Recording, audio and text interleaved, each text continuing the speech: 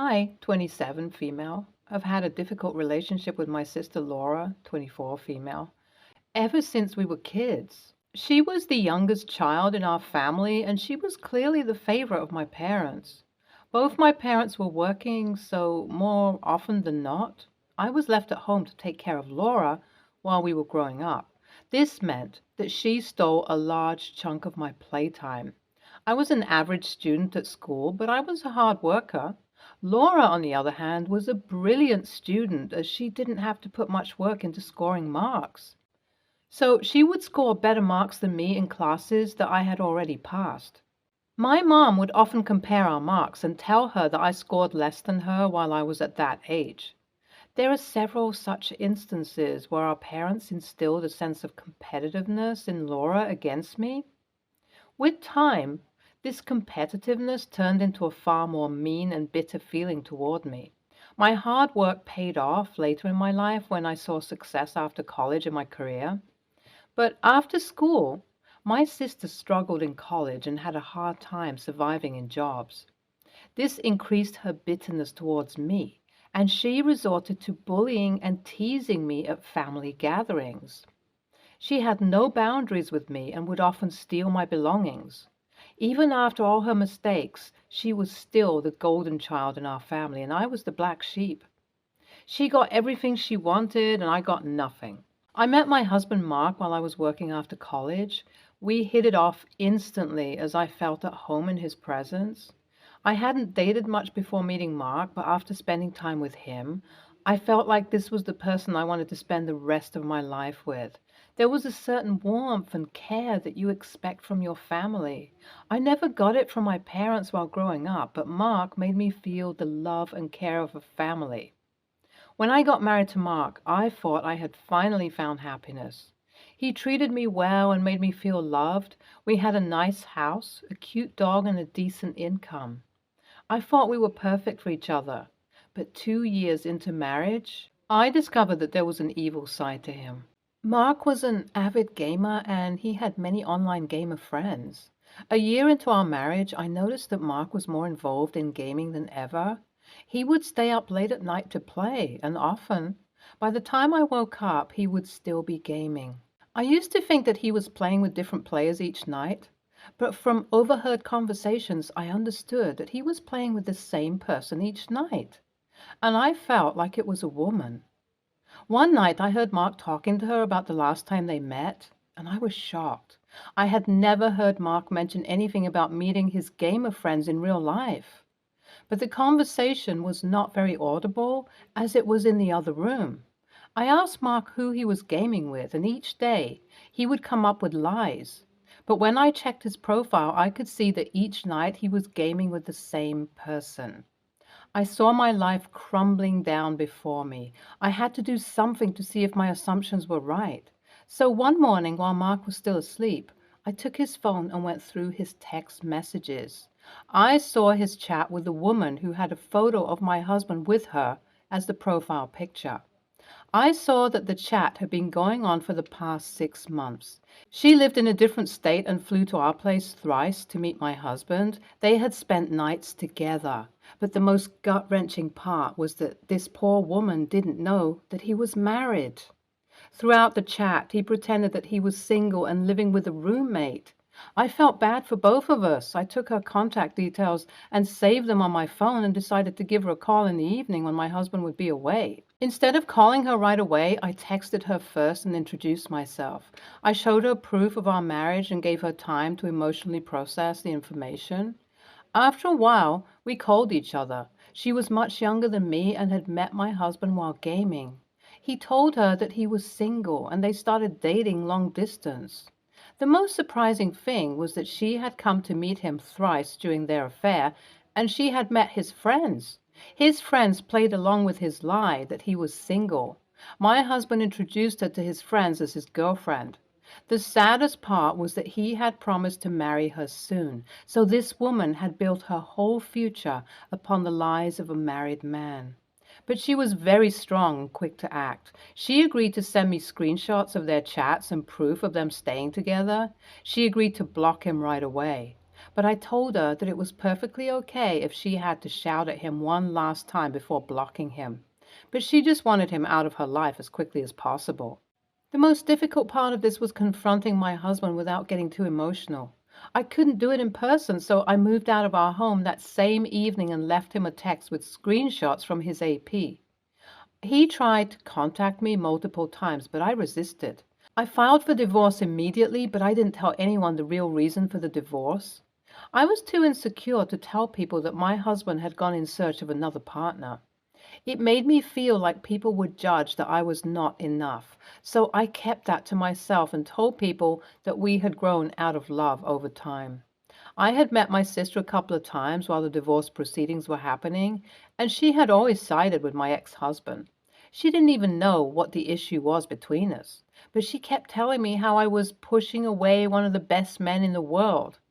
I didn't want to engage with her much, so I left it at that. But a few months later, I got the information that my sister and my ex-husband were dating. They both made my life hell after that. They would both send me random selfies of them together just to annoy me. Once, I asked my ex-husband whether my sister knew the reason why we broke up. He told me that she didn't, so I threatened him that unless he stopped texting me, I would tell everything to my sister. I blocked him immediately and didn't have to hear from him ever again. My sister, on the other hand, couldn't stop rubbing the fact that she was dating my ex-husband in my face. She would often say how she had struck the jackpot by getting into a relationship with him. This became her new entertainment, and she would even get my mom to tease me.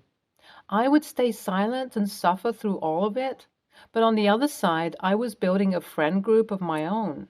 I went to therapy for a few months after the divorce. I had contact with my husband's ex-affair partner, and our relationship turned into a beautiful friendship. Almost a year and a half after the divorce, my birthday was approaching. I decided to celebrate this birthday because deep inside I felt like this was my second birthday after the entire drama, and I was finally feeling good enough to celebrate it. I invited all my friends and family to my house for the party. I planned it for the evening before my birthday. I made sure that my sister was not invited. I even invited my husband's ex-affair partner, Tanya. Tanya and I finally decided to meet after bonding over our relatable trauma for over a year. But one day, my mom sent me a screenshot of her text exchange with my sister. My sister had asked Mom whether I was having a birthday party. My mother didn't know that I didn't invite my sister, so she gave her all the information regarding the party. By the end of the conversation, my sister told my mother that she was planning to turn up with my ex-husband as a surprise for the party. My mother felt like it was incredibly rude for her to do that, so she texted me about it.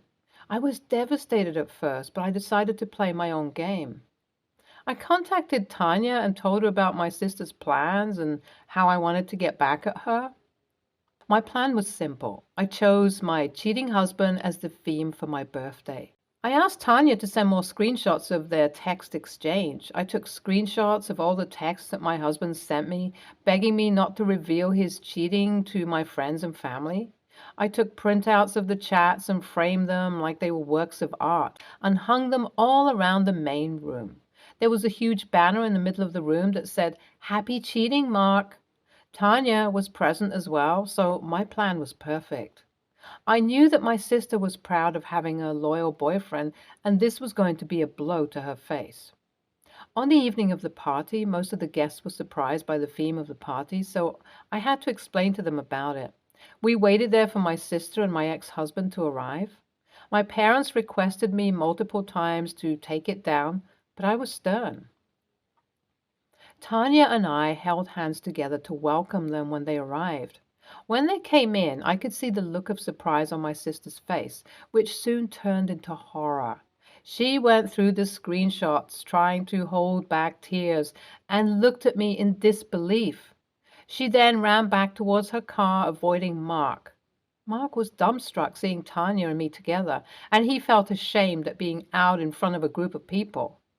I was satisfied with the execution of the plan and celebrated my birthday in full glory. Am I the a-hole for revealing my ex-husband's past as a cheater to my sister since she started dating him? Update 1. My parents felt like I should have been a bit more considerate towards my sister. She has not picked up our calls since the incident. I have tried calling her multiple times. No replies. Update 2. I unblocked my ex-husband to see that he was still posting photos with my sister. I was surprised to see this, so I took a few screenshots.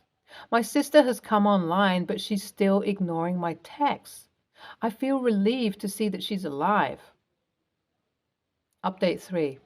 Even after 2 weeks, when I got no replies from my sister, I sent her screenshots of the posts made by my ex and told her that she shouldn't have continued dating him. She replied immediately, telling me that they had broken up and thanked me for sending the screenshots. She called me a while later and it was awkward. She apologized to me during the call and I forgave her. Apparently, my ex was posting their old photos to make people believe that they were still dating. That is another reason to hate him. It's still awkward between us sisters, but I think we can work on it from here. NTA, cheaters belong on the streets, and you showed him where he belongs. That's the perfect way to expose a cheater. YTA, you had all this evidence and you still allowed your sister to date him? That talks a lot about you. You should have warned your sister about him much earlier. Next story. I am 30, female. I have a brother, Matt, 35, who has been with his girlfriend, Lexi, 33, for 2 years. Lexi has a daughter, Bella, 5. I have a daughter who's 3 years old. We all live in the same city, but Matt and Lexi live in the suburbs, and I live in the city center, so about 45 minutes away. While I see Matt on average every 3 weeks, I only see Lexi and Bella every 2 to 3 months at my parents' house or for occasions, gatherings. 2 days ago, I got a text from Lexi asking me to babysit Bella on Wednesday because she would not be at school due to teachers being on strike. She said she forgot about the strike and had not taken the day off work and had also made social plans for after her shift ended. I said no to babysitting and thought that was that. Yesterday, around lunchtime, I was having a skin treatment when one of my cleaners came to tell me that Lexi had dropped off Bella. The cleaner had answered the door and Lexi had said she had arranged to leave Bella with us, and the cleaner was unaware this wasn't the plan and let her in. Lexi then left. I was livid. I immediately called Lexi, and after 4 declined calls and voicemails, I sent her a text saying if she didn't return for her daughter within 15 minutes, I was going to call the police to say she had abandoned her child. I find my husband to tell him what's going on, and he calls Matt and tells him to sort this out.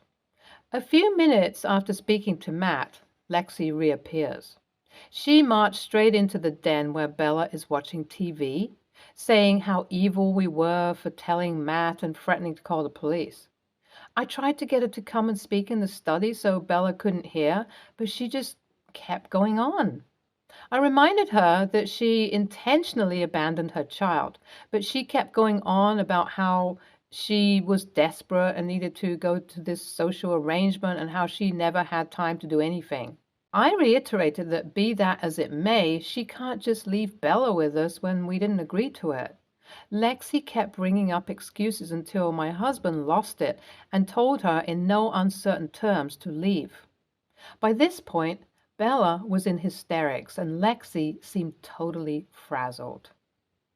This has since turned into a big thing. Lexi has been posting cryptic things on social media about how hard it is to be a mother when people you expect to be there for you won't help you. I've received texts from her saying Bella is devastated to find out that we don't like her. I've now blocked Lexi. My parents have heard about it, and while my mother is firmly on my side, my dad said, was it really worth upsetting Bella when she was already there? Matt says that while Lexi was in the wrong, once she had left, we probably should have just kept Bella and argued about it later. Matt also thinks my husband owes Lexi an apology for intimidating her, which I don't think he does. NTA, you did the right thing calling Lexi to come get her kid. If you had let Bella stay, Lexi would think she could drop off her kid any time knowing that you would end up keeping her. No one owes Lexi an apology. It is her fault that Bella got so upset. NTA, that's the whole trick of dropping off kids and leaving. Your dad needs to wise up and shut up. Let Lexi know your dad has volunteered to have Bella illegally abandoned with him. Next story. I, female 19, live with my stepsister Nicole, female 20. We live together in a small two-bedroom apartment whilst we both attend the same college. Our hometown is a small rural area that's around a 3-hour drive away. My dad married Nicole's mother around 11 years ago. Nicole and I know each other pretty well and have spent a lot of time together. We haven't always gotten along, which siblings have, but we do consider each other sisters. Anyway, on to the story. So me and Nicole both got sick of dorms and moved in together around 2 months ago. Back at home, Nicole never cooked for herself. Not beyond microwave meals anyway. And now that we're both supposed to be living independently, she started cooking. Nicole keeps forgetting to turn off the stove or oven when she's finished with them. At one point, this nearly caused a full-blown house fire when she forgot about the stove whilst a paper plate of hers had been left on top of it. I kept gently reminding Nicole to turn off the oven, stove, when she's done with them, but she just doesn't seem to listen. I even tried putting sticky notes around the kitchen to try to remind her. Eventually, Nicole got irritated with the reminders and told me I'm treating her like a child. I said I'm sorry if it came off that way, but she needs to remember. The problem has just kept persisting, and a near miss with the house fire happened again when Nicole forgot about the stove, and she didn't hear the smoke detector because she was blasting music on her AirPods. Luckily, I noticed it and was able to put it out.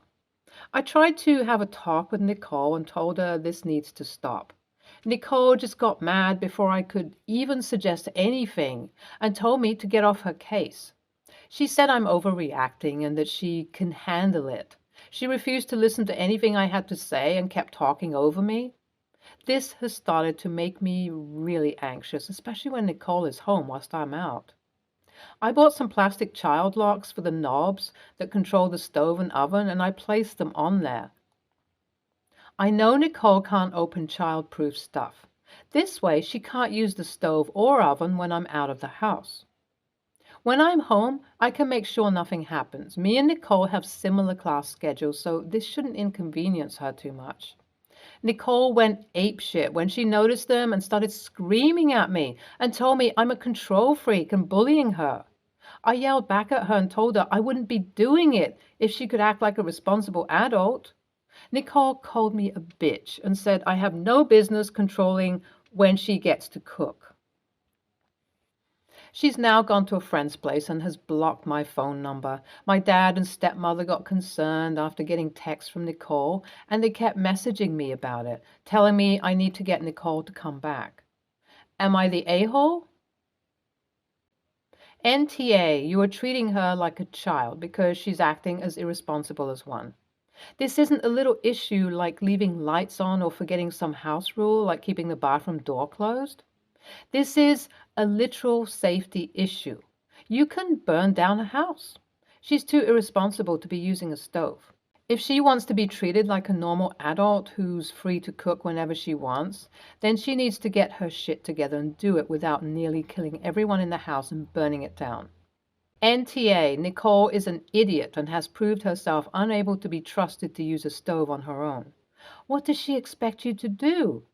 Ignore it to save her ego while she burns your place down? Personally, I would have kicked her out and found another roommate rather than putting safety locks on the stove. But either way, the main concern is avoiding your place being burned down, and you took the necessary measure. Stay tuned for more stories from our girl relationships.